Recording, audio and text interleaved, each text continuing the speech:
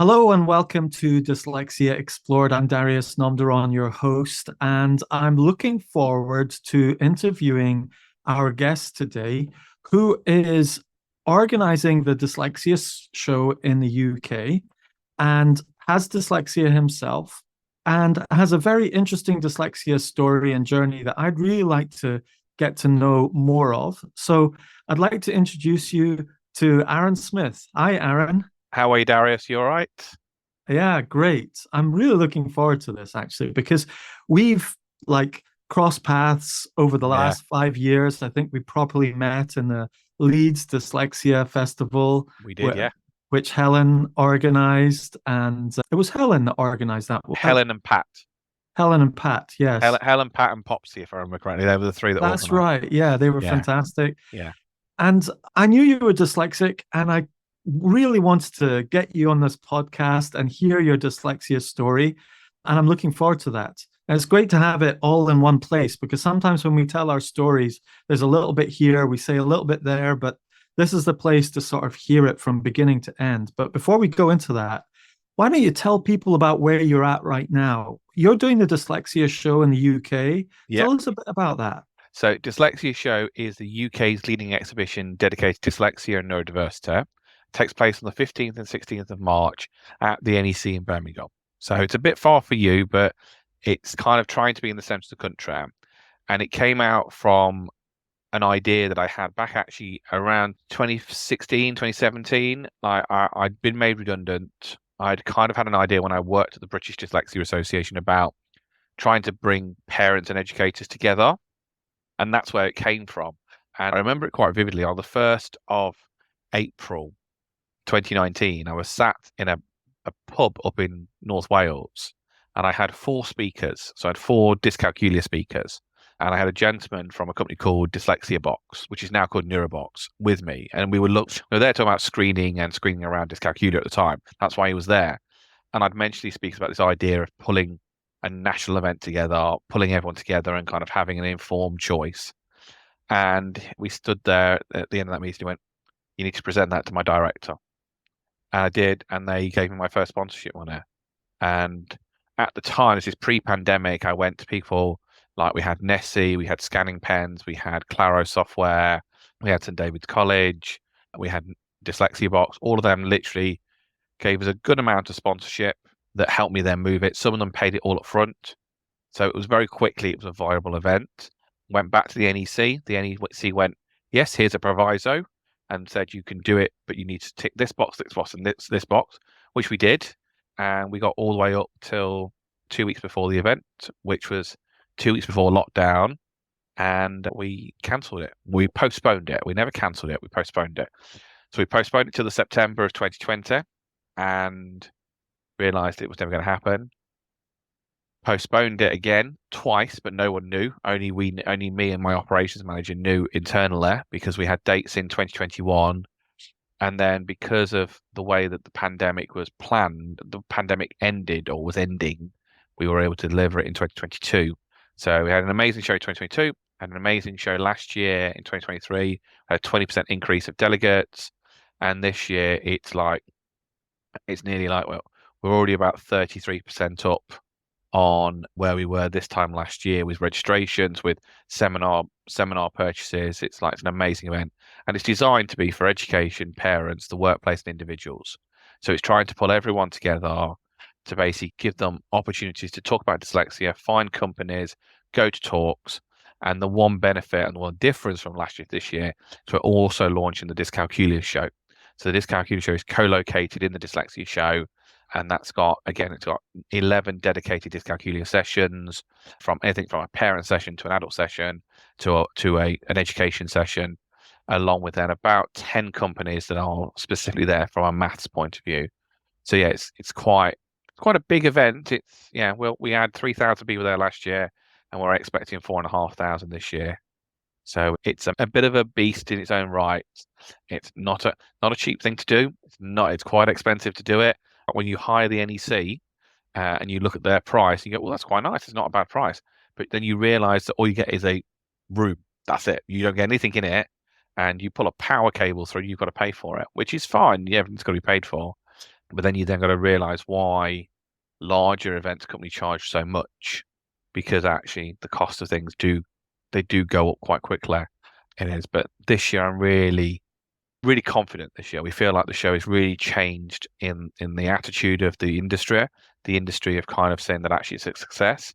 So that means we've got at least 5 companies that are brand new, never been before, and some of them have put a substantial amount of money into the show. So that's, for me, that's a good thing.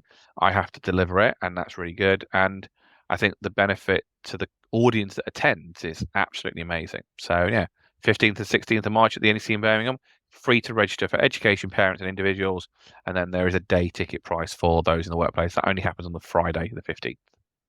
Okay, so it's free to come Yeah, for you most can, yeah. people. Most people, yeah. So if you Yeah, want to go to a seminar, so any of our seminars, if you're a parent, they're £10 plus VAT, and if you're an educator, they're £20 plus VAT. that's Individually, brilliant. yeah. And if you're an educator, you also get your CPD certificate if you attend, and it's all done on your scanning data. So if you scan it when you come in, you get scanned in. If you go to your seminar, you get scanned into the seminar. That means you will get a certificate for all that attending that session. Fantastic. Fantastic. I'm really looking for it's going to grow from year to year. And Yeah. I remember when we met 5 years ago at the Leeds Dyslexia Festival, you were saying at that point how you had this dream as well, and it's Yeah. been bubbling away for And years actually, now. the success of Leeds was one of the catalysts. And if you go back to that time, you had Leeds. Leeds was very localish, very Yorkshire, which was good. You had Yes. events in Scotland that were really good. They were kind of with Dyslexia Scotland, the British Dyslexia Association ran events, Patos ran events, other local groups ran events, and this thing, there was some really good local stuff, really good regional stuff, but nothing national and at a national venue. And that was really important. And a lot of comments in the first 2 years, why you at the NEC, go to a smaller venue, go to this. And I went, no, if you're going to do it, you've got to go big and you've got to be at a national venue, because actually last year we had 77 people turn up on the day that just walked past the show. So there Yeah. was over 70 people that were just Yes. walking to other shows. They weren't coming to the Dyslexia. They were going to other shows at the event. They were out there and they just saw the word Dyslexia Show and they came in. Fantastic. So street traffic, Yeah, passerby, yeah. And that's the thing you see, is like the NEC is a massive place. And that, to me, so that was quite interesting to see and like really beneficial to show that actually another group of people didn't know about it. And we're just breaking through audiences, which is what we're trying to do all the while. Right. Well, let's hear about your dyslexia story, Arran. Where did it all begin? What was life like before you realized you had dyslexia? And then I'm Ah, going to ask you what woke you up to your dyslexia. So, what was life like before? so before Dyslexia, I was diagnosed at age 9. So pre that, I knew I was different. I knew that things were a bit strange. I just thought, well, that's just me, who I am. Maybe I have a few issues. Life is like it is. And I kind of just muddled along. I didn't really notice anything, actually. It was really interesting to me when you think about it. I knew I find reading difficult and I knew I found writing really hard, but I didn't do a lot about it. Didn't really bother me because that was just me. And I was just like, that's how I am. And I know that my dyspraxic tendencies got me into trouble a few times, like with not eating dinner and getting very fussy with food. But yeah, it probably. I remember things like that. I was being picked on for not knowing what 1 times 1 was, and I didn't really have any friends that were my same age. I know that I got laughed at for scoring an own goal because I thought I was scoring the right goal when I was playing football. I think that's what I remember, but I kind of focus on what happened afterwards because that's kind of when things started to change for me. So, what woke you up to dyslexia? I mean, obviously, you had dyslexia before, but what woke you up to realizing? So 3 things happened in my year 4. So I was age 9 at the time. So first thing I remember was here in Leicester, we have a park called Abbey Park. And we went to an event at Abbey Park, and there was this green mess scout tent where the Leicestershire Dyslexia Association had a stand. And I remember this tent. I remember the green tent. I remember walking in it, and I remember just my mom talking to someone. That was my first earliest memory. The Wow. second thing was that my teacher, so Miss Hughes was my teacher in year 4. She gave me a book called So You Think You Have a Problem. It's still available today. It's called You Think You Have a Problem. It's printed by SEM Books, and it's still a really good book. And you open the first page, it's written in really big text. It's written in a font that's really easy to read. It's written in Century Gothic. And the first paragraph says, many, many books have been written for your mum and dad and your teachers. I thought it was high time that I wrote one for you. And at the bottom on the front cover, it says, a book for a dyslexic child. And it explained dyslexia to you. So there was that. I also then, my mum and dad took me to what we used to have called the Dyslexia Institute. We used to have a centre here in Leicester on Hotel Street. And I went there and this guy did all these tests with me. And I remember, all I remember about that first test was the room, like being in a room that was quite yellowy, orangey. And that's what I remember. And that's when my mum said, Aaron, you've got dyslexia. And actually, I was really happy. I actually remember feeling, well, I'm different. I like this. And then she started explaining what it was. And I was like, oh, that's my dyslexia. That's why I can't read very well. That's why I can't write well. And at the same time in my life, I had to have 8 teeth taken out going to the dentist over a few years. And I hated the dentist. I hated that feeling. And that's how I use that correlation. Dyslexia to me then was like going to the dentist. I really didn't like it. I really found it to be quite negative. I was quite angry. You would now say that I was nowadays we'd say I was dysregulated. I'd come home from school really tired. I'd argue with my parents. I would smash doors. I broke 2 doors at home, smashed 2 windows, and probably was very close to not being here. It was quiet. There was one point Really? where I was very low when I was a child. It must be about the age of 11.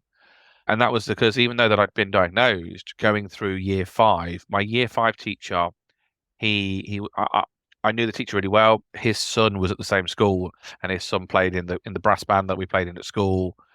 His office always had the drum kit in, and if we played in the band, we had to go and fetch the drum kit out of his office. So I knew that teacher, but he was also a deputy head, so he was never in the classroom. And in them days, they didn't have a teaching assistant that covered the class when the teacher left. And he didn't really understand dyslexia. And then Miss Hughes took us for year 6, and that was when I told her, I said, I just can't cope anymore. And I said, everyone doesn't like me. Everyone picks on me. And basically, she told me, right, we'll go to the library. She told the class I was dyslexic and explained what dyslexia was. 5 girls apologized to me for being horrible to him, and 2 other people. And basically, that when I went to high school, one of the other girls said, don't annoy Aaron, he gets the whole class told off. And it was kind of a bit of a thing because it was kind of this concept. And that's when things started to change. And then, of course, my mum and dad were fighting. They'd taken me to the Leicestershire Dyslexia Association where I was having lessons. They were fighting for me to get a statement. My mum was on the phone every day because I'd been issued a statement. But Leicester's a split authority. So you have Leicester City and Leicester County. We lived in the county. I went to a school in the county, but my mum and dad lived right on the border. And my mum and dad still live in a place called Braunston Town, but Braunston, so you got Braunston Town, Braunton's in the city, Braunston Town is in the county. And so the statement kept being sent to the wrong local authorities. It took an extra 3 months before I actually got this statement in, just before I left primary school. And the difference for me was at that time was the Senko, who I went to see once or twice a week in her office, which basically was the store cupboard for all the 19th century furniture, all the Victorian furniture that was in the school, like massive great drawers. And I remember it really vividly because you remember, I don't know if when you were at school, there was all the fir boards that you used to put your pins in. Because the tables weren't level, they put a fir board over all the tables and books underneath so the table was at one level. And the sensory overload I used to get from feeling this board was horrible. It's really weird to say it, but I had to go. The only way I could get rid of it sometimes was to lick the table. It's a weird sense, and I'm actually going to, like, now when I've been doing webinars with other colleagues. Actually, a colleague of mine says, yeah, there is a sensory relief around taste and texture on your tongue. She's had that, but yeah. So no, for me, it was really interesting, but it wasn't until my world really opened up probably at the age of when I started my GCSEs. Because before we get there, when the world started opening up, you mentioned at the age 11 you were getting sometimes thinking you don't want to be here in this world, and Yeah. were you getting close to suicidal thoughts and Oh so yeah, on? very much. I had a knife to my chest. Really? Tell me more. Tell me what was going on in your mind, because I, as I parents and others, it's hard for people to understand that it some was kids with dyslexia sometimes feel suicidal because of it. And it's hard to understand from the outside why that would be the case. it, the thing what it is it's easy to explain it now. We live in a very literal world. Everything is literacy, right? We're recording this where this podcast, our names are written in text. We have this concept where the human race automatically listens and speaks, but we are taught to read and write. So the things that we're being taught, I found difficult, and I still find them difficult today. And the stress and that anxiety just got so much. And even things like I couldn't cope. I had sensory overloads of putting my hands in washing up bowls. Any bit of food that was still in the washing up bowl that I touched, that was when I smashed the window. I've got a scar on my thumb when I smashed the window, and I kicked the door and I kicked my door down. So it just was kind of point. I think I had the thought. I had that knife in my hand, and it was a kitchen knife. It never had gone through anything because it was blunt as I don't know what.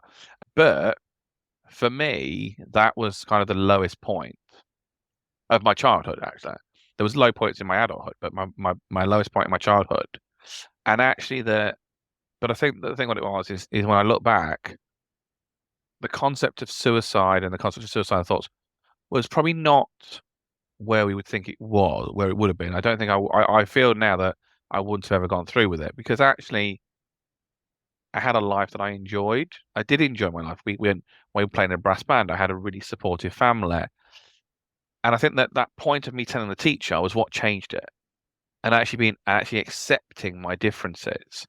And this is what I say to a lot of parents, a lot of people. If you understand your differences and understand your challenges, and know your strengths, you then can succeed. Because if you can use your strengths to succeed, it's like me and you. We've spoke before, Darius, and we've talked about like my concepts around marketing, and I love the concept of planning marketing, where my planning marketing is a list, your planning marketing is very graphical, and I really love that because that's your strength, and it's not mine.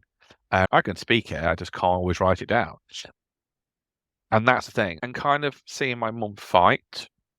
And also, the Leicestershire Dyslexia Association. We're very lucky in Leicester. This organisation, very different to like the Leeds version, which is Yorkshire Rose. Yorkshire Rose run a typing club on a Saturday morning. We actually ran an after-school workshop where we taught people, and we still teach people today. And I was taught. I was taught how to read and how to write and how to spell in a dyslexia specialist way. And that's the change. So yeah, it is. Yeah, it was an interesting time of life, and I think that going to my secondary school, it was upper school where it really changed, but secondary school, I had this statement.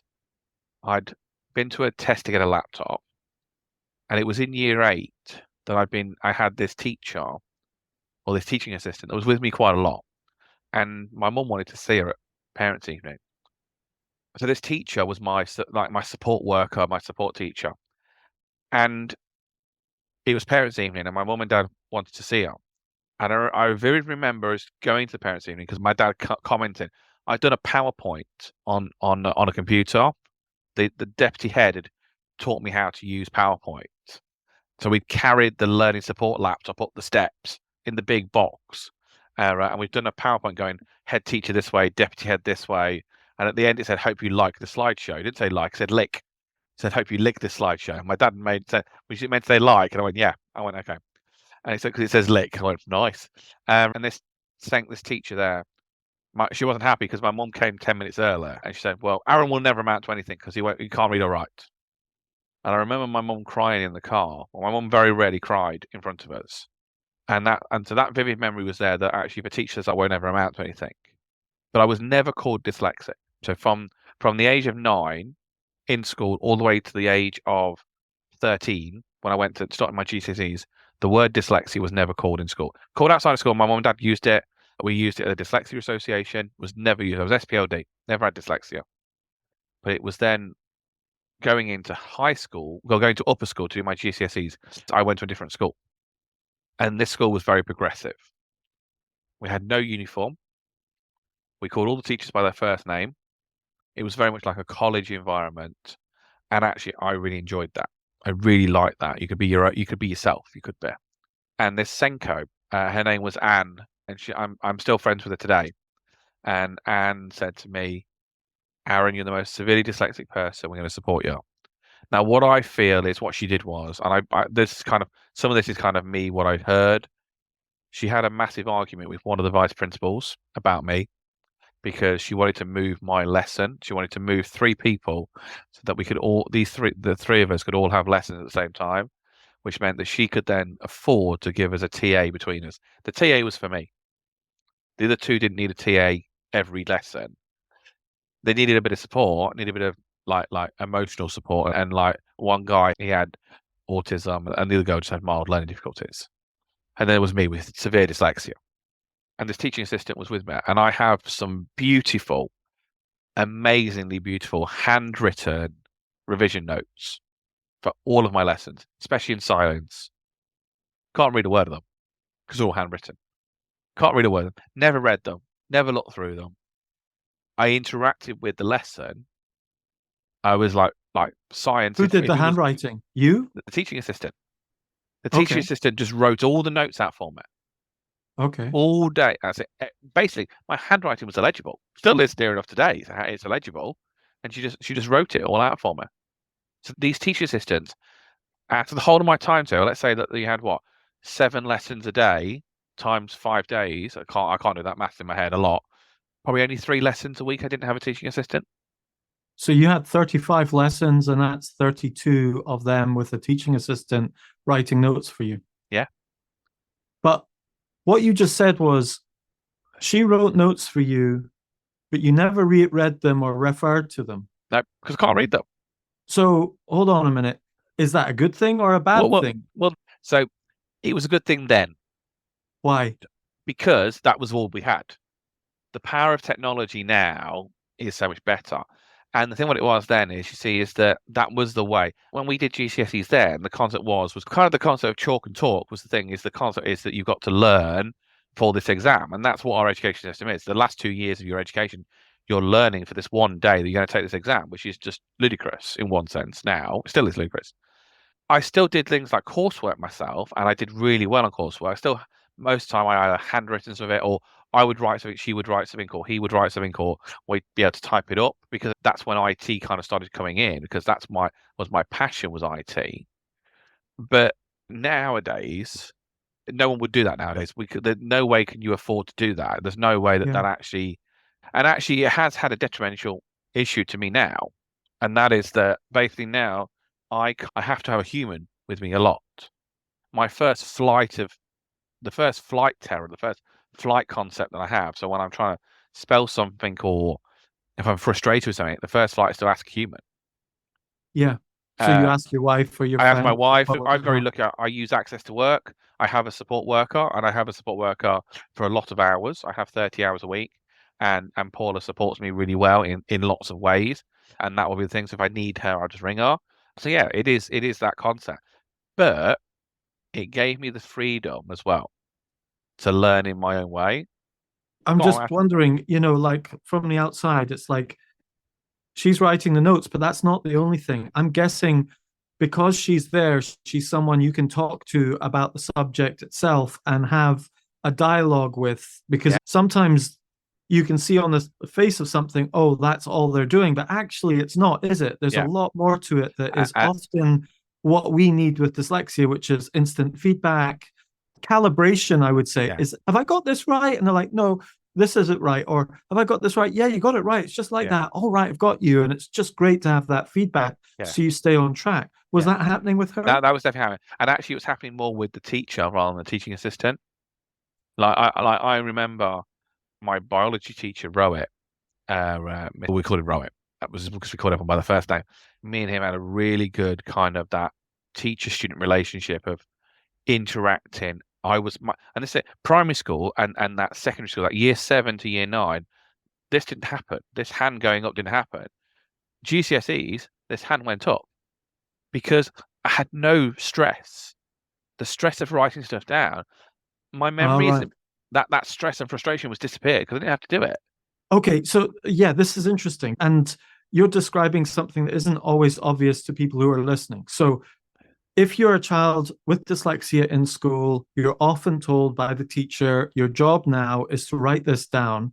Takes up so much cognitive load to concentrate on that, so Correct. much Yeah. anxiety, etc., that actually, when it comes to concentrating on the other stuff that's going on, you've not got brain capacity to it. But what was Correct. happening there was because the teacher, that your assistant, was Yeah. writing everything down, even though you weren't going to reference it, it basically took all that anxiety away and Yeah. released this capacity to actually engage with the teacher. Yeah, and I like my biology lessons were like amazing. And the thing that makes me smile though is this.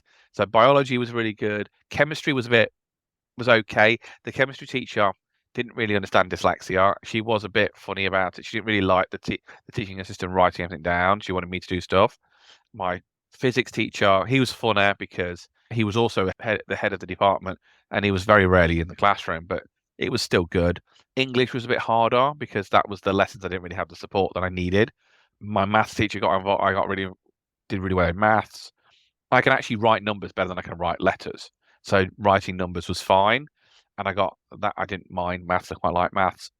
History, I had to take a what do they call it? I had to take either history, geography, or a multi-concept social study concept, and I took history because I was actually quite interesting.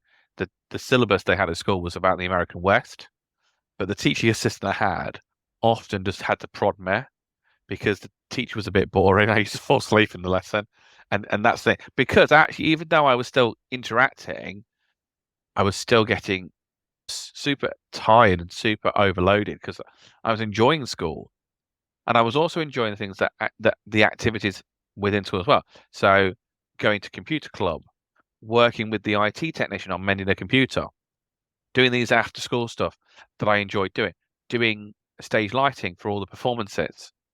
But I have this love of theatre. I didn't ever do drama, but I have a love of theatre because I love the technical theatre. I love technical theatre.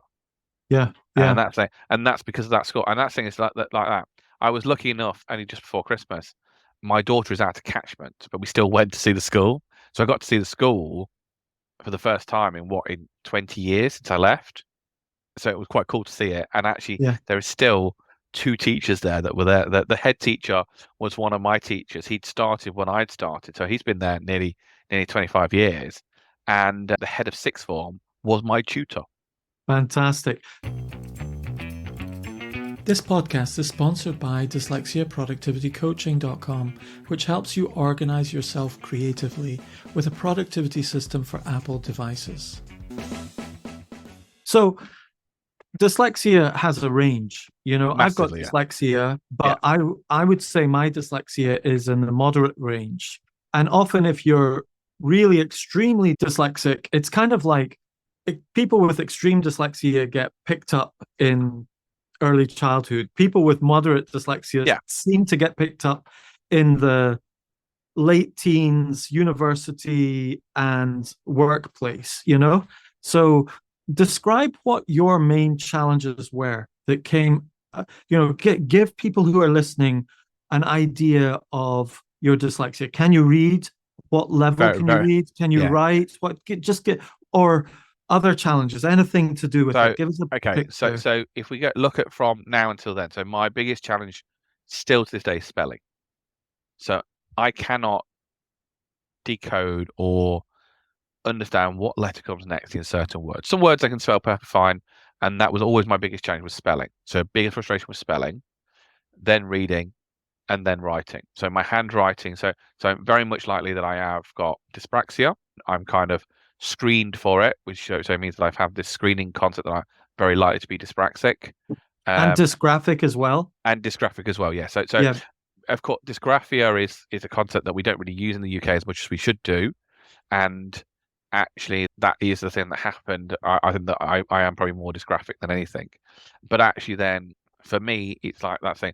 I always say now I have a reading age of a 9-year-old, a spelling age of an 8-year-old, with no. So reading age of a 9-year-old, spelling age of an 8-year-old, and no automatic reading capabilities. So no automatic reading capabilities. So I do not read automatic letters. So if a word came up in front of me, it's just a group of letters and symbols. Okay, and you have to sound out the Yeah, letters and yeah, yeah, decode and reconstruct it very manually. yeah. Up until about 10 minutes ago, since we started this podcast, I never idea knew what your last name was. Just can't read it. Right. I know it Yes. begins with an N, and Yes. I know you're Darius N, and that's about as much as I know. Yeah, and Right, that's all you need. and that's all I need. Yes. There is like I say, there's very few Dariuses in this world. There's very few Aarons in this world that are doing what we're doing.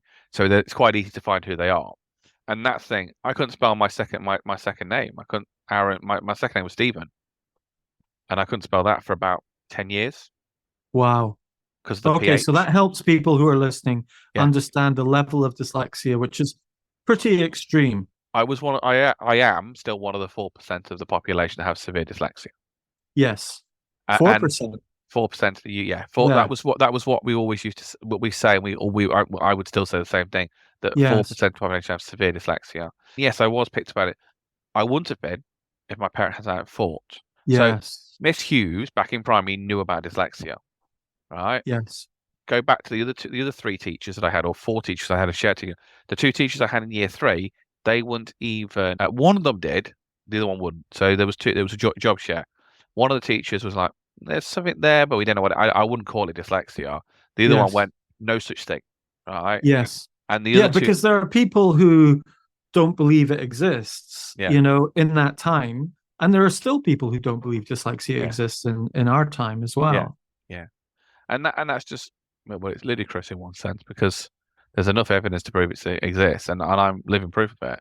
Yes, and you can see it in an MRI scan. Yeah, Have you I seen know. those MRI Yeah, I have. scans? Yeah, yeah, It's yeah, fantastic how different areas of the brain light up. You can see it if you've never seen it.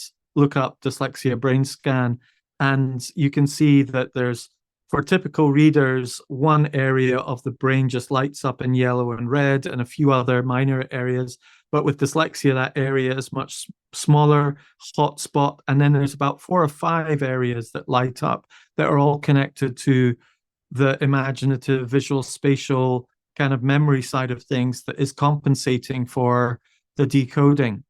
And so these people can present like they can read just like anyone else, but using different parts of their brain to yeah, compensate for it. yeah. That's right. That's definitely right. Yeah, it is fascinating. It is because, like you said, your dyslexia is very different to my dyslexia, Yes, and we both have different strengths. We probably yes. have very simple, in some sense, we'll have some similarities, but then there'll be lots of difference. And like my friend who was my best man at my wedding, he has dyslexia. Now, I can work on multiple projects. We've talked about a Dyslexia Show, so today I've had a conversation about a website that we own about training.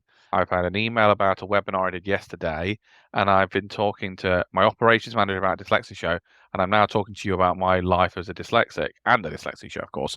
But that's my brain. Now, my friend couldn't do that. He has to concentrate on one thing at one time, and that's just how he is, and that's it. But he can strip down an engine and rebuild it and not have anything left over. Well, I could strip it down and I'll still probably have like 27 pieces left over. And probably the starter motor would be one of them because I wouldn't have no idea what it is. And that's the Okay. difference. It is. So we've understood what your challenges are, and what do you think? Tell us a little bit more about what happened later on after So school. I left school with 5 GCSEs and an English, a merit in extra English, a GMVQ in IT, an AVCE, an E A level theoretically. I got an E grade in A level in IT. And I was at college and I was having to get up at 5:30 in the morning, push bike, so bike to my friend's house, to a friend's house, leave my bike in his shed, ready for 5:45 to get a bus. If you think of a minibus, and then they used to have buses that were just a little bit bigger than a minibus. They probably had like 50 seats in, 20 seats in, not a coach. And these are the buses I have to catch. And once a week, I'd probably get a seat. Most I have to stand up for 45 minutes driving up to Hinckley, which is outside of Leicestershire. It's in Leicestershire. So it was a long journey to get to my college. Went to college. They were really good. Don't get me wrong. Their support for me wasn't as intense as it was in high school, but their support was still really good. And I did enjoy going to college. but it was very busy. Things like the canteen were just too noisy for me. Yes, but I got to walk into town and go to the butchers and get a nice pork cob every day and that kind of thing. There was always like a traditional concept. Once a week we went to McDonald's, once a week we went to the chip shop, that kind of thing. But I just had enough of that getting up. And actually, I didn't go to college on a Tuesday, and I started working as a youth worker. I did it when I was 14. My dad took me to go canoeing, and basically from that I got pushed into the tuck shop at the local youth club, and then then got a job working for the youth club organisation. So I did youth work, and that was my first job. I did youth work for 2 years, and I really enjoyed it. I did, but I got made redundant. So that was my first redundancy I got, and then I was like, okay, what do I do next? So I must have been about 22. Mm-hmm. Yeah, wasn't very old at all. Needed a job, so we used to go with my dad to the pub on a Sunday, and the local builder said, we've just taken on flat conversion, turn this factory into flats. Need a labourer and someone to look after the keys." I went, "Yeah, I can do that." So there you go. Dyspraxic, pushing a wheelbarrow was hilarious. Every joke. So go and find me a long wait, stood in the break room for 3 hours. Go and find me the glass hammer, searching for a glass hammer. Go and get me some tartan paint from the shop. Tartan paint, I didn't get me with tartan paint. Left-handed screwdriver. Long wait was the worst one. Glass hammer. My dad's friend, who we used to sit with the pub, he's the one who got me with that one. We were knocking glass out. Saying, "Go and get me the glass hammer." Oh, I thought it was a proper hammer to knock glass. I was like, so yeah, it got everything. It was an interesting time. But again, 6 months doing that job, got made redundant. Basically, job got sold. The guy wouldn't pay the builder, so they closed the site down. They then said, "We're not doing it anymore. Can't afford it anymore." So that happened. So I needed a job. So it was near Christmas time. So a local store, we'll say the name. Next was the store. And I worked for Next. Wanted some temp work for Christmas. Not the same amount of money I was on when I was working as a builder, but actually the builder was cash in hand in one sense, to be very truthful. And basically, I'm spending most of it on food because I was eating like nobody's business. Never put on any weight, but eating like nobody's business. So then worked for Next and really enjoyed that. I really enjoyed that job. And I remember certain points in your life when you go, right, you're really naive sometimes. And you write down that, yeah, you're thinking that 500 quid's a lot of money. And when you write down that the store turns over £19 million a year, you go, "Sorry, what?" And like, okay, this is a £19 million turnover store. Okay. And these were the days when actually money we weren't in austerity like we are now. So I worked at this store. I got offered a permanent position, only part time. And that was when I first decided to start my own business up. So I wanted to work for myself. And I was trying to do that when I wasn't working. I wasn't very successful. When I moved into my house, I found my very first tax return working for myself, and I was really happy that I'd made £1,000 in a year. What were you doing? I was doing web development. Did a bit of web development, a bit of web hosting. Okay. I did, and I've always dabbled in things like that. So also related to IT, did a bit of voice over IP. So I was really happy with this. I got a contract through a tender. I submitted a tender for a phone contract, and basically that was a brilliant contract because that was bringing in like 12 grand a year. Like by the end of it, company were terrible payers. Like they wouldn't pay stuff, and literally got to the point where I kind of made a lot of mistakes with it. Like literally to the point where I had to go and ask my mum and dad for a bailout and my uncle. Yeah. And terrible at bookkeeping. That's why I have a bookkeeper now because I'm really bad at it. And going forward then, so working for Next, so I started going, okay, I'll work a bit more. So I then did more hours. There was a job, they were opening a new store, and I was like I was really good at what I did. And I remember this. So I opened a new store. Before I opened the new store, I wasn't a supervisor, but I'd got a job as a supervisor. So, and the store manager, he was a really nice guy actually, and got to know me over Christmas and Christmas sale. And then at summer sale, I was actually put in charge of deployment. So basically, this store used to have all the stock arrive on a lorry from an off-site warehouse. And at sale, literally, we'd have 20 boxes. And my job was to manage all the staff moving stuff to all the different parts of the store, ready for when we close that night, to have all the sale stock ready. And that's what I used to do. And I really enjoyed that. Moved to a new store, opened a new store, Really enjoyed that. Had a bit of a bad time with the store manager. The store manager didn't really see my potential, and I got the opportunity to go and open a third store, which was actually a clearance store. And actually, around this time, this is when actually then going to work for Next was quite depressing because I wasn't achieving anything. I wasn't going any more than a supervisor, and it just kind of wasn't working for me. How old were you? I was probably about 27, 28. Okay. No, probably a bit younger than that, probably 25, that kind of age. Yeah. Uh, So this is what, in the 90s? yeah. Like, Yeah. yeah. No. I'm 40 this year, so late 2000s. Oh, late 2000s. Yeah. Okay. Oh no, early 2000s. Early Early 2000s. 2000s. Early Okay. 2000s. And yeah, I was like, I enjoyed it. I love helping customers. But I then moved to my third store where I was kind of the most experienced person there next to the two managers because I'd worked for Next for a long time. Very few of the staff had worked for Next at all. So I was in charge of Yes. training, I was in charge of development, and the store manager had put a lot on me and I was making mistakes. And by the time I'd actually got to this point where I was having to get 3 alarms to get me out of bed to get to work, and you asked me Andy, about my dyslexia and the issues I have. One of the issues I used to have at this store was the store opened at 10, and I used to get there between 9:30 and 9:45. Can I read a clock between 9:30 and 9:45? So a normal circular clock, I cannot work out if it's 35 minutes past, 35 minutes to, 25 minutes past, 25 minutes to, between 9:30 and 9:45. Them times don't mean anything to me. Just don't understand them. And I had to, some days, I'd stand there at the clocking in book to write it in for like hours, for 10 minutes sometimes, to wait till it was 9:45 so I could write 10:45 in the book. Yeah, that's a bit like the story of Jackie Stewart, the racing car Yeah. driver, Formula One, and so on in Scotland. He said that he couldn't write well at all. He couldn't write or read, and he didn't confess it really until his son was diagnosed with dyslexia. And what he used to do with checks is he couldn't write the number of a certain check. Yeah.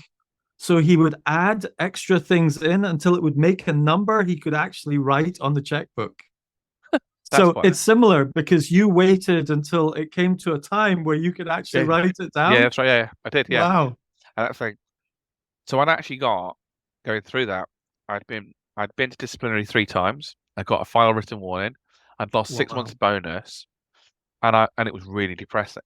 They did not, and Why? just because what was the reason? there was just the management structure, the pressure that managers put onto supervisors, and Did it you was attribute that to any of your difficulties? Oh, massively. Yeah. Tell us Massively. why. How? Massive. The biggest error I made was I had in front of me a customer that came into the store a lot. I had a error on the till. The till was saying, "You can't do this." So I overrode it because I knew the customer. And basically, that was against the rules. And because I just had a bad day. I had a bad day anyway, because I had no support. I wasn't being supported. Okay. And you've got 5 or 6 members of staff that you have to try and manage. You've got a store. The things with clearance stores is they get very messy. You've got a store you have to tidy up. You've just got and kind of like other people don't start. It was really difficult. It was, and kind of like when we got to this point, it was just a bit hard for me, and I just didn't really. But outside of work, I'd done a lot of volunteer work with the Leicestershire Dyslexia Association. I'd learned about specialist teaching. I'd learned about how to teach people in the computer room. I was teaching typing. I was doing a lot of things for them. I'd actually become vice chairman at this point, and I'd been taken to lots of national events for the British Dyslexia Association. Now, in 2009, the BDA nominated me and gave me an award as a Young Achiever. So I got a BDA Young Achievers Award in 2009. So that was quite good then. So I've always had this support for the British Dyslexia Association. And around this time, I made a decision. I applied to work for them twice. I'd done a small contract with them that didn't really work well. It was okay, but it was just like the BDA were going in their own direction at the time. And I just made this decision. I was about 27 at this time. I said, I'm going to become a trustee. I'm going to become a non-executive director. And I became the youngest non-exec director of the British Dyslexia Association. I sat on their management board and I supported the management team, the CEO. I appointed the education director, and I was a volunteer. On the board was a legal expert. Now, he knew exactly what was going on at work for me. He was ready to take next to court. He was ready to do them. He'd just won a landslide case for Kent Police that involved a lot of money being dished out by Kent Police to a dyslexic young person, dyslexic guy. So he was ready for it. I basically didn't get the appeal, lost the appeal, basically went, I'm not going to do it. Too stressful. I still had to work with these people that I was appealing against. Really hard. So you did take them to court, or no, I and didn't. then No, you no, appealed? no, no, What no, do you I mean didn't. by appeal? So basically internal appeal. So basically, Oh, internal. Got you. You did internal something appeal. internally Yeah. that knocked it back, and you Yeah. said, "Look, I'm not going to do anything more. I can't do Got it. anymore. I just can't. The stress there. And the thing with it was, you see, even the guy that came to me, he found it difficult because he knew, because like literally a week before, I was a store manager at another store. We had 2 or 3 small stores in clearance that basically, because they were tiny, they were the smallest stores that Next had. They didn't have the square footage or the income to have a store manager. They actually had supervisors running stores. Not many of them. There's only 2 or 3 of them.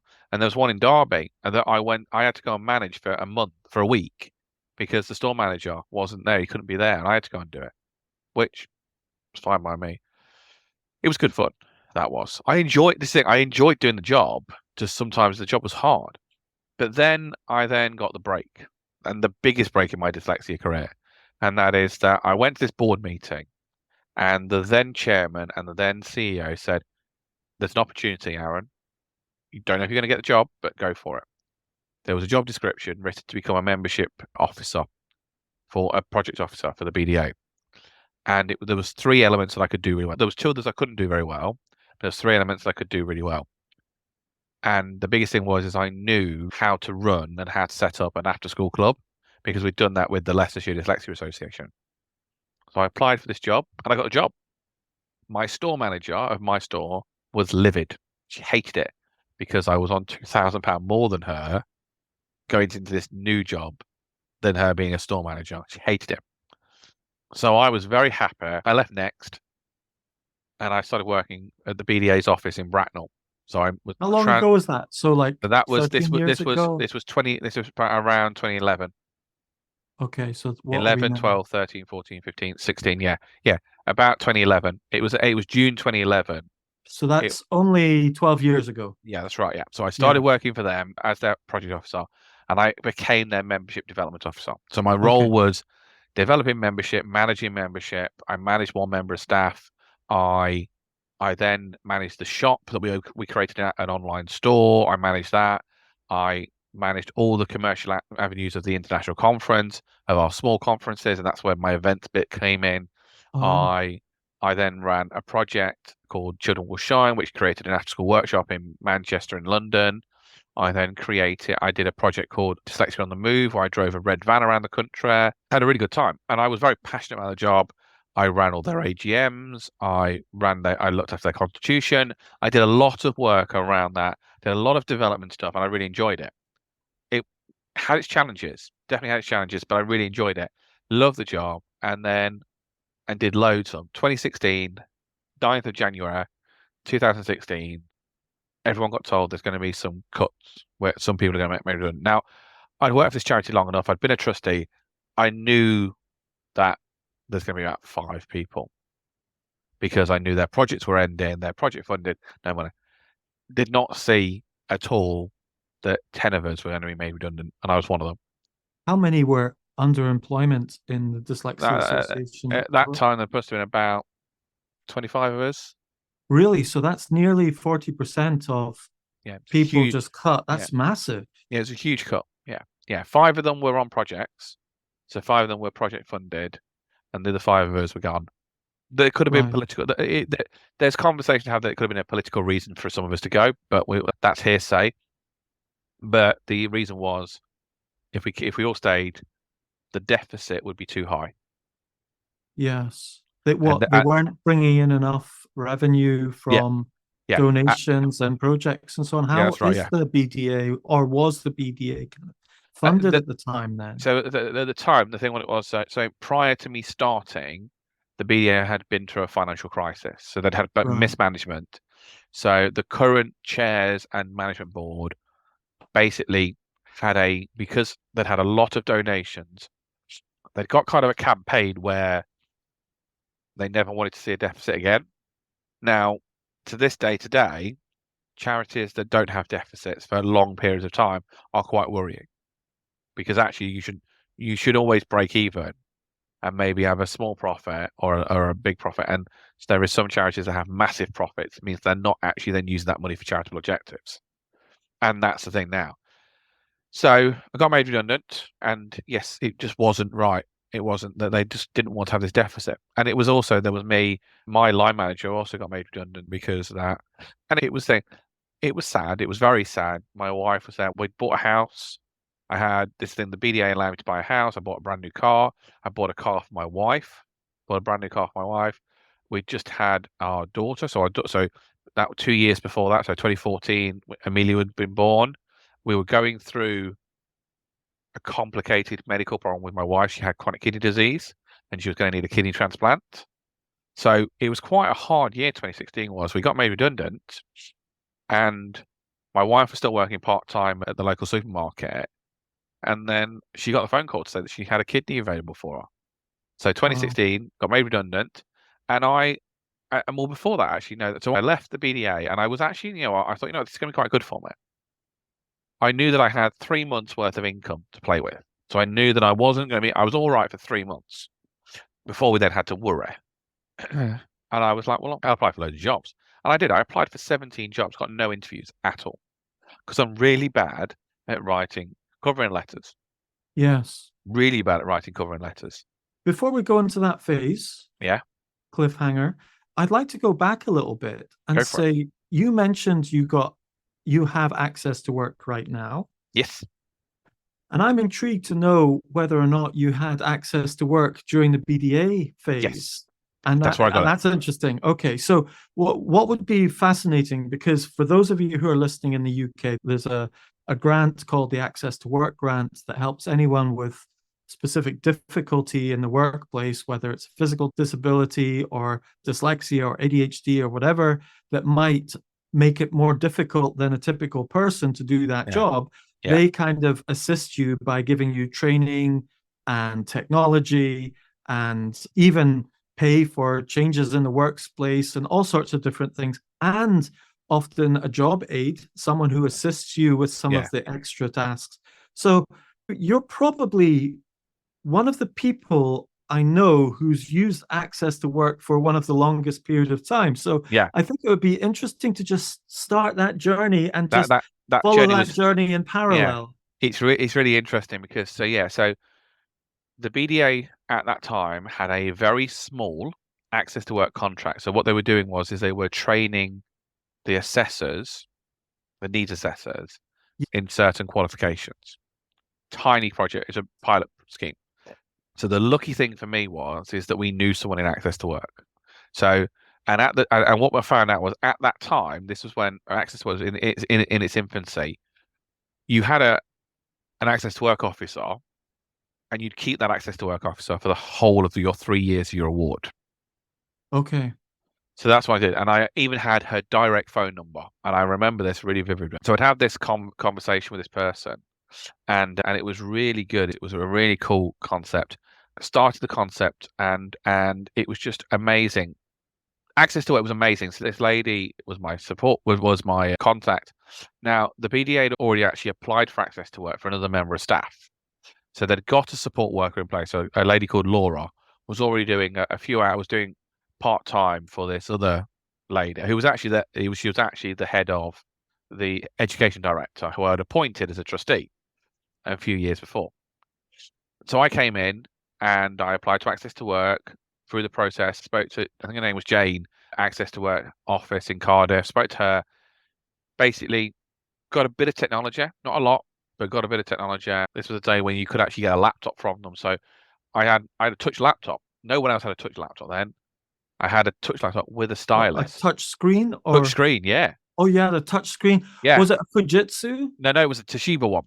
Oh, because I bought myself a Fujitsu one with the little pen and the Yeah, typewriter, and it had yeah, Windows on it. It was yeah, absolutely, still got it.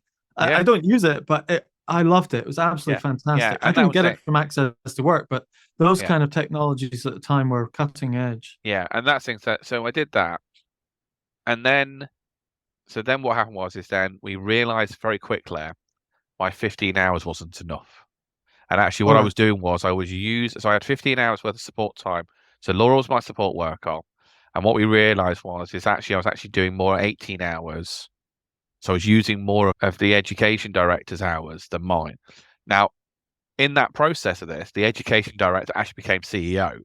Who was she? What's That her was name? that was Dr. Kate Saunders. So Dr. Okay. Kate Saunders was the education director, and actually in the process she became CEO. So actually her access to work hours were transferred to someone else, and basically then we applied for me to get more hours. So we did the process of writing out every task that the access to work support worker did to support me, and proving that I could do their job, I could do what they're doing, but I just needed the support to get it done and finished. And we had a policy that we put into place. We put a policy in very much from day one. It was like kind of written into my contract concept was internal communication did not need to go through access to work. External stuff must have gone through access to work, unless there was Okay. someone. So yeah, I think that's fascinating. And I think it's really helpful for anyone listening because we've got people in America, Australia, all around Yeah, the world listening to the podcast. And it's kind of hard for people to get their heads around this concept. Okay. So let me just simplify this concept. The British government yeah, has a £214 million budget fund that helps people who have various difficulties in the workplace. They probably spend about 14 million of it to 20 million of it a year. I've done some research on this, on people with dyslexia. And yeah, what they will do for people with dyslexia is, depending on your level of difficulty, this needs assessor that you've mentioned, you call the access to work. There's an advisor who coordinates it all for you. Then they send it off to an independent assessor who assesses what your needs are. And they say, right, this person needs some speech to text software, some mind mapping software, some screen reading software, whatever it is. They need this bit of technology, a dictaphone, an iPad, or whatever. Right now, that's kind of what is our options. And then they give you the training to use that technology. And then yeah, they'll also give you a workplace strategy coach who is more universal. yeah, Let's look at your particular circumstances and adapt to it.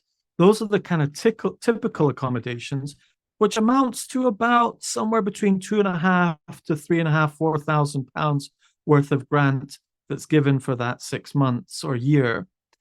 But then there's another level where if you really got some major difficulties or you're doing a job that is majorly heavy in some of the areas of your difficulties, they will give you a job aid. And the job aid is someone who is not like an admin assistant. They're specifically given for the roles that take you an extra amount of time. So you yeah, can actually look at a person who might take 20 minutes to reply to an email, an external email, but you can see someone with dyslexia can take 2 hours to yeah. reply to that same email, or sometimes 3 hours. And so there Or, might be, or 5 days, to oh, be five, honest. yes, yeah, or never. And so you add all that together, and you maybe got 5 important meetings that you need to create follow-up documentation for, 5 key emails that you need to follow up for. That all equates to a typical person, half an hour for each, 2.5 hours, and another 2.5 hours. It would take them 5 hours. So an assessor would say, look, that would take a typical person 5 hours. You're going to take an hour and a half to 2 hours for each. So that's an extra workload of 15 hours. And so they give you a job aid Yeah, to do that 15 hours of extra work. So it brings you onto parity with someone who doesn't have dyslexia. So yeah. that's the context for anyone who's listening of what That's Arran is trying and to explain here. and that's what I get, and I still get that now. And how So many hours of job aid are you up to now? You said 30, 35, 30, 30 hours. 30 hours, yeah. So four Right. days. So theoretically 4 days a week. So what happened is that Laura's husband moved job, so they moved away from the area. Paula was already working for another part of the BDA, and her job was at risk. So because that project was ending, so she just moved into my office and became my support worker. And basically, that when I got made redundant in 2016, theoretically her funding went as well, so she got made redundant as well. So that happened as well. The CEO of the British Dyslexia Association at that time also had a support worker. Yeah, because she was dyslexic as well. She was dyslexic, and isn't that fantastic? Yeah, that's brilliant. So she had a support worker and a PA. So remember that remember that even though yes, the support worker jobs like a PA, they're not a PA. Yes. Right. So for me, one of my hardest things to do is that, especially like at this time of year when I'm running Dyslexia Show, I've got other activities going on. Managing my diary is the most hardest thing for me to do. Going backwards and forwards to someone takes me days, where Paula can do it in minutes. Yes. So managing time, even though that's probably, you could say that is a PA's job, but actually that's that I find really difficult. Yes. My hardest thing is managing my time and ensuring that I've got things done and also then making sure that the response to certain emails that are maybe customer emails, maybe not a high priority email, that's where Paula really works today. And that's things that when she was at the BDA, she did exactly the same thing as she does now as she did at the BDA. She edited work, she edited emails, she sent emails on my behalf, she responded to stuff, she helped with membership stuff, making development, she went into meetings, took notes, and basically when I got made redundant, so did she. But the one thing about when you work for yourself, you have to have a certain bit of paper for access to work to talk to you. And that is, you have to have your unique tax reference number. Yes. And I hadn't got it because I didn't need it at the time. So I had to wait. So basically, me and Paula had a 6-month gap. We still talked, but 6 months into me working for myself that's when I got my support worker. It actually happened. It all happened at the same time. So got made redundant, didn't get any jobs. Yes. Basically, Professor Steve Chin, or now Dr. Steve Chin, as he's now an emeritus professor. Dr. Steve Chin said, I want to do webinars. I dabbled in webinars at the BDA, and we did really well out of them. Like financially, they were really good because we felt we had to charge something for. So I went, you know what? I'm going to do this. I'm going to charge for webinars. I'm going to do really well. I got loads of contacts. People are all over the place knowing me. Sent an email out to, 500 people, expecting 100 people to come to a webinar. 15 people came to my first webinar. Was like, cannot make a living out of this. So basically then started to do stuff. And then this was me being on LinkedIn in the infancy of my LinkedIn. And I got a message from Scanning Pens saying, do you want to come and do a couple of days a month for us as a contractor? I went, yeah, okay. Yeah, come and talk about dyslexia to people. I went, yeah. Talk about your use of a technology. Do not have to talk about Scanning Pens, just talk about your use. Be an advocate for us. Right, fine. Did that. And then at the same time, Nessie asked me to do the same thing. So I was working for Nessie and Scanning Pens, different contracts, different projects. But that's also when Paula started to come back and work with me. And then Lucy had her transplant. So I was out for a month with looking after our baby daughter, looking after Lucy and trying to get things done, taking her to hospital and so like that. It's quite when you have a transplant, you have to spend so many days in hospital. You have to go to hospital every day, and it's that thing. So it was quite hard, but we carried on. We moved forward. We went like there's a picture of us going to the Christmas fair at the NEC that actually had the same kind of carpet as Dyslexia Show. It's on our fridge. So we had a really life was good. We got these contracts coming in, and things were moving forward. And I was always looking at other ways to do stuff, so trying to work my way around the industry. And I'm not trying not to be big-headed. I am quite respected in the industry. I know a lot of people. I know a lot of part of the industry very well. And I did things like the Leeds Dyslexia Festival. I did Bell House. And then what happened was that I was doing some work for Nessie at an independent school up in North Wales, which is called St David's College.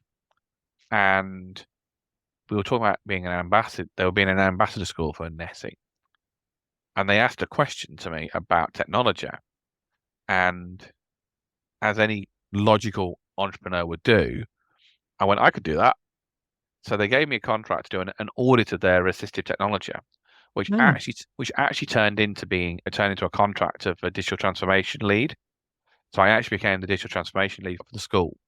So we basically turned that independent school that was a dyslexia specialist school, has a dyslexia specialist unit at its heart.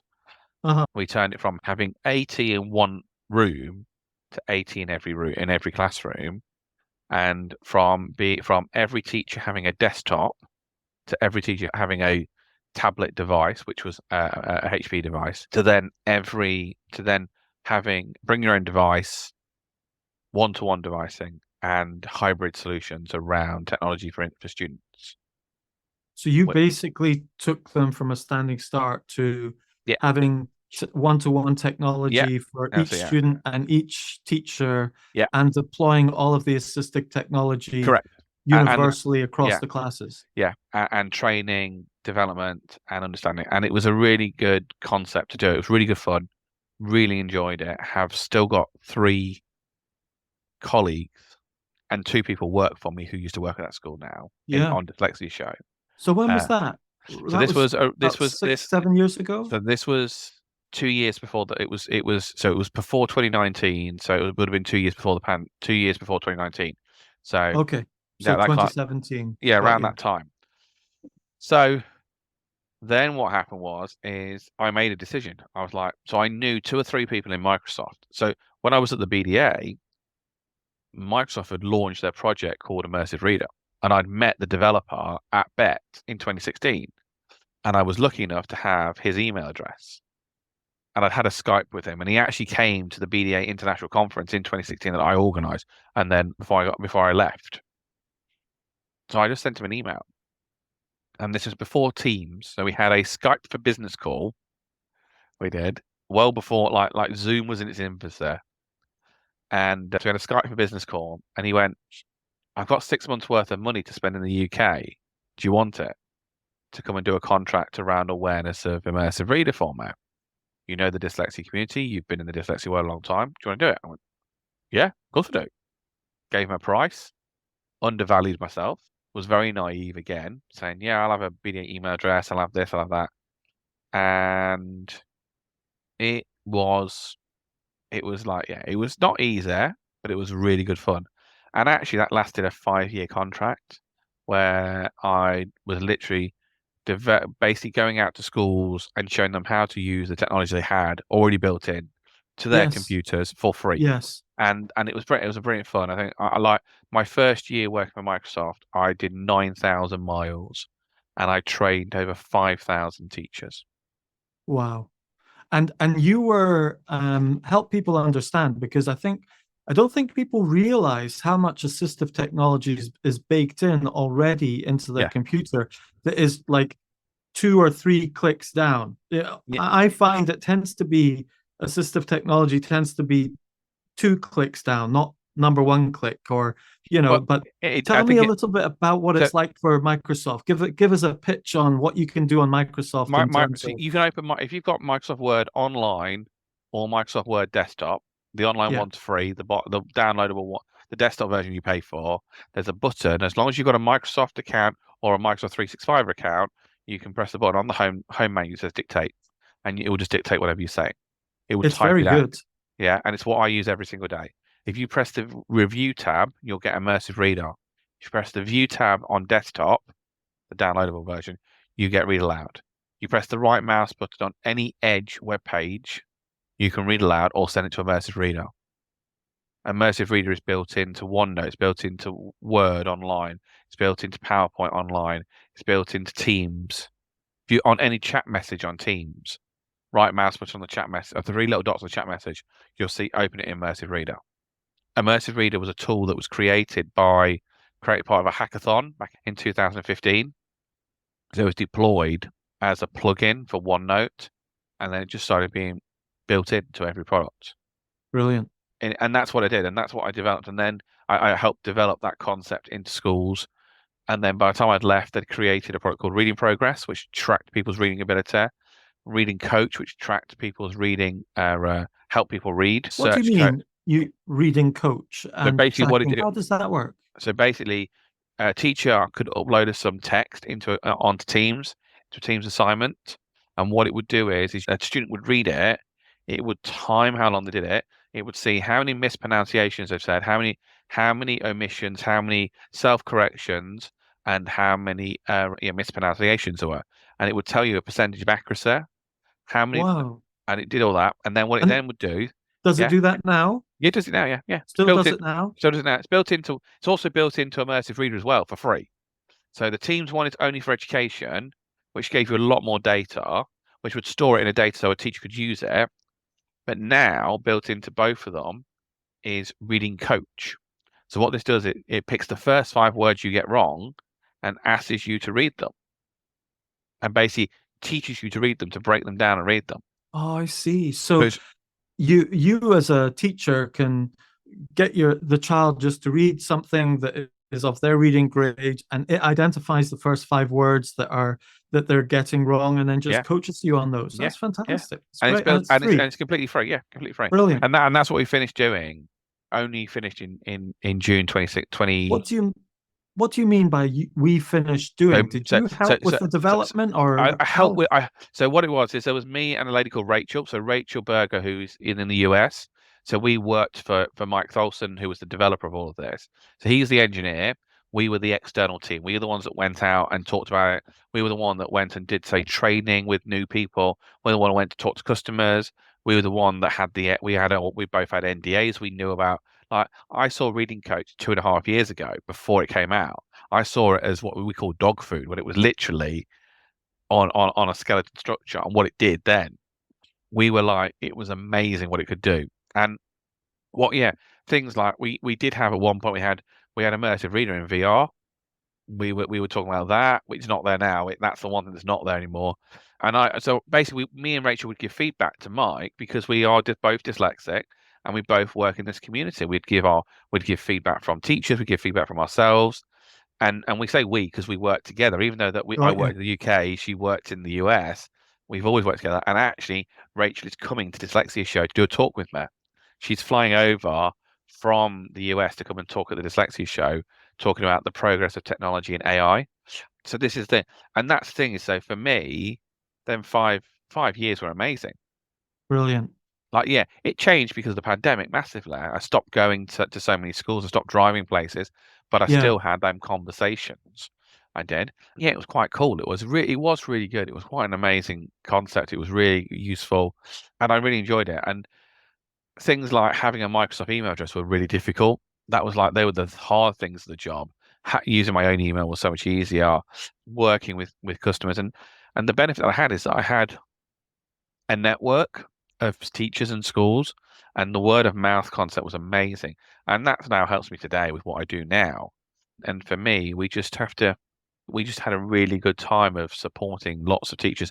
And it was only like 2 weeks ago I went back to a school that I'd been to. There's kind of like the three kind of big points for me. One of them, I did some training actually in one of the Microsoft offices for a group of teachers. And one of the teachers runs a large organization in London that supports lots of children. And we've done all this training with them over lockdown.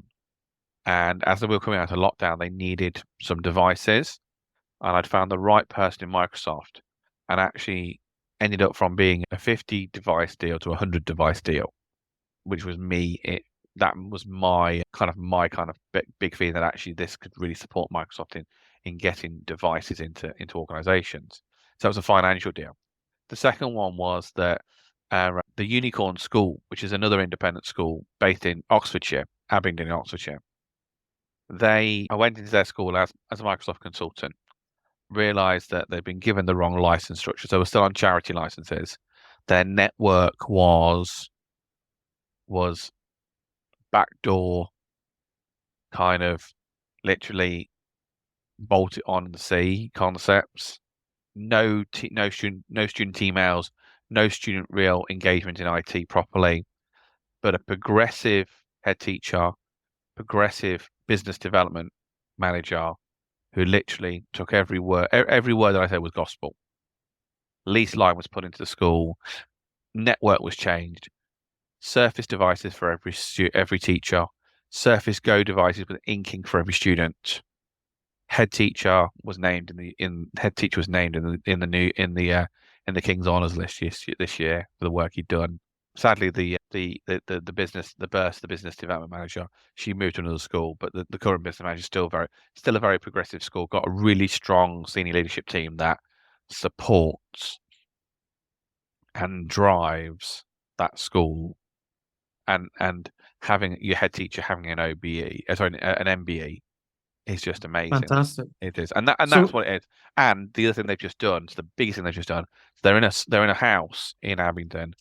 They have just bought opposite them the pub and the old Premier Inn to expand their school, brilliant.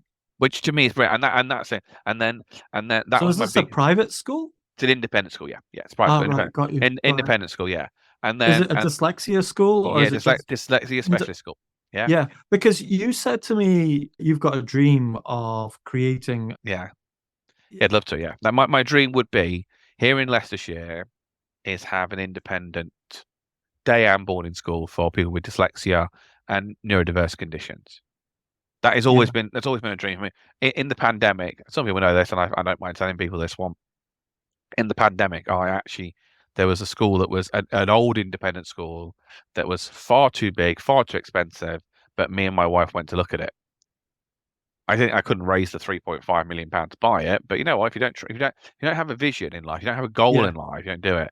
And yeah, that's the same thing. It's like if I'd said to myself back in when I left the BDA, I'm going to go to the NEC and have a dyslexia show. I've ran two dyslexia shows. I'm about to run my third dyslexia show and now Dyscalculia Show for 4,000 people. Like, it doesn't actually that when you say it doesn't faze me at all. It's not easy to do it. It's hard. It's a lot of work.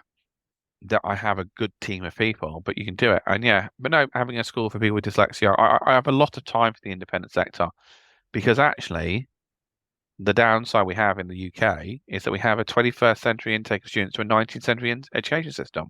yes, And that's what Lorraine Peterson has always said. And I agree with that massively. yeah, yeah, And I think also, you see, we actually had a pandemic where a lot of schools went into the 21st century, and unfortunately, for some reason, we've gone backwards. It yes, may be austerity. We're 13 years into austerity. That could be one thing. Budgets are not the same as they were. Budgets are being cut left, right, and centre. I don't agree with when everyone says there's no money in education. There's always money in education. But it's not about the money. It's about what teachers have to spend it on. yes. And So you're now in the latest, bringing it up to speed now. You're doing a dyslexia show. yeah, You got dreams in the future. What are you I'm doing right now? so we run the Dyslexia Show. So founder and event director of Dyslexia Show. I'm joint vice chair of the British Dyslexia Association. School governor. I do a lot in the scouting, more because I just love being outdoors. And then I've just created a brand new thing. So this was only announced like the day before we recorded this podcast. Is the dyslexia.tech framework. So the idea of this concept is that we talked earlier about the needs assessor for access to work. Not every teacher understands assistive technology. Not every teacher, not every Senko understands that. Not every specialist teacher understands that. Not every specialist tutor understands that. So I've created a tool that allows a teacher or a parent to do a screening on a child based on their dyslexia profile, all based on dyslexia. They've got to have a dyslexia profile already to say what technology they should have. So should they have text to speech? Should they have speech text? Should they have mind mapping? Should they have predictive text? Should they have alarm mobile technology? And that to me is there. And that to me is an idea. It's a concept. We have no idea. I from the feedback I've already had, it's very positive. Is it going to work? We don't know. People are going to use it. We hope so. We've just started now our efficacy trial. So the concept is that we want people to take it on. We want people to support it. And I'm just writing lots of emails. Did a webinar yesterday, day before we recorded this podcast. So you can find that on dyslexia.tech. That's what I'm doing now. Still have Send Group, Send Academy. We're still delivering lots of courses through there around dyscalculia and other specific learning difficulties. Well, we'll put all of those in the show notes below. If you're listening, just swipe up and the show notes will appear and the links will all be in there for what Arran's talking about here. One of the questions I often ask podcast guests is what tools do they have in their tool bag? As a final question. My mobile phone. My mobile Yeah. phone will open my emails. It will read them. I can dictate them. I can open some apps, certain apps on my phone. I can open it. It will read stuff to me.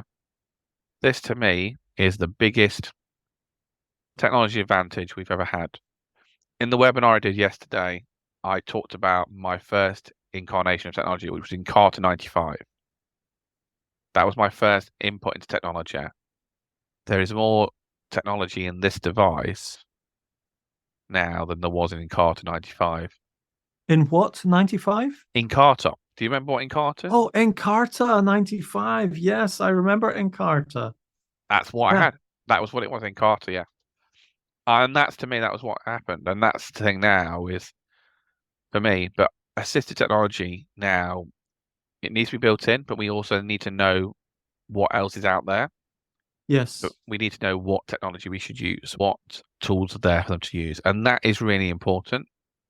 And that's the thing for me. And that's why I create these things. But for me, my phone, I sit in a Microsoft ecosystem. I'm always in my email. I'm always in Word. So dictation and read aloud in both of them products make my life so much easier.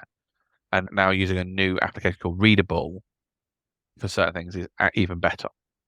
Arran, it's been fantastic to have you on the podcast. I think, Brilliant. can I give you the last say, is there anything that you would say to parents and educators listening? So what are your final thoughts about this? my always thinking is this, is that if you're working with anyone that's dyslexic, we can all achieve as long as you understand your strengths, your weaknesses, and your differences. If you understand that, you'll get through life and thrive on your strengths. You will always have challenges, but you thrive on your strengths. And that's quite important to me. Putting technology at the heart of learning really will change lives as well. And probably the biggest thing is, if you listen to this before the 15th and 16th of March, come and see me at Dyslexia Show. Because if you're not a dyslexic entrepreneur, you've got to plug something when you're on a podcast, haven't you? Well, yeah, absolutely. And that's one of the reasons why we've done it at this stage, because, these kind of shows are really special. It's like, yeah, for you, you have to make all the numbers work. But to make all the numbers work, what it means is you have those conversations in the queue while you're waiting for something. You bump into someone serendipitously, another parent, another teacher. You discover some sort of tool or technique and someone demonstrates it for you. And so it seeds so many solutions into a person's life that can last you for decades. Yeah. It's amazing, isn't it? Life. So, you have to take life as it comes. And yes, dyslexia can be difficult. Dyslexia can be annoying, but we can achieve. And I'm living proof of it. Yes. And you also learn a lot from other people with dyslexia. And that's exactly what you're doing with the Dyslexia Show. Yeah. You're bringing a huge concentration of people with dyslexia and dyslexia awareness and tools into one location. Yeah, that's right. Exactly what we're doing. Great. Links for that down below as well. And it's great that it's free to get in there as well. And then you pay for what you need, That's correct. Thank you very much. Thank you, Arran. Thank you. This podcast is sponsored by DyslexiaProductivityCoaching.com. It's my day job when I'm not hosting this podcast. Tell me, do you know what you want to achieve in the workplace, but you're struggling with how to achieve it? Maybe you suspect some traits of dyslexia are getting in the way. Well, that's where Dyslexia Productivity Coaching comes in, because we give you a simple productivity system for your Apple devices that harnesses the creativity that comes with your dyslexia. It includes proven methods like note-taking, reminders, speech-to-text, mind mapping, and more, all tailored to your needs. It'll free up your time and help you achieve outstanding results. Book a complimentary call to discuss it with me, and if you do it soon, I may also be available to coach you personally via Zoom. So don't be shy, go to dyslexiaproductivitycoaching.com or swipe up and book it now.